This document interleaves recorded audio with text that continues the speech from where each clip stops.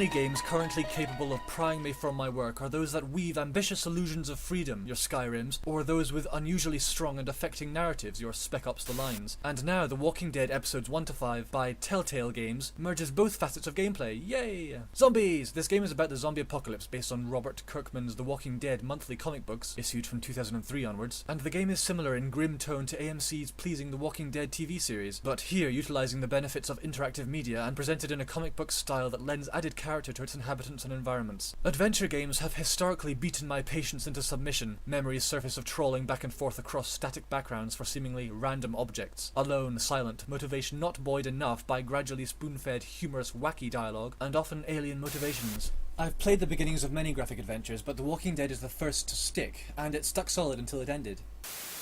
This suggests to me that perhaps The Walking Dead doesn't make a particularly good graphic adventure in the traditional sense. There are no obscure multi-layered puzzles that make you feel like a genius upon figuring them out, if you do. Instead, when considered in isolation, the moment-to-moment gameplay is not challenging or even much fun except in relation to the narrative context, where all the game's strength lies. The notable qualities of this game cannot shine through via its gameplay, as the relative non-linearity of the various character arcs is a result of a complex multi-layered puzzle that dwarfs others I've seen. The extent to which one can apparently affect the storyline allows players to stamp their personality into proceedings, offering a tremendous sense of investment into what happens to its colourful cast and keeps motivation peaked almost throughout. The gameplay, trudging through environments looking for tools or facing quick-time events, never takes centre stage, and a good thing too. Instead, it is thinly and evenly spread to keep the pace lively between events that progress the interpersonal relationships which drive the story. Much has been said about Clementine, and it's true that she represents a rare child character that isn't gratingly ostentatious or frustratingly useless.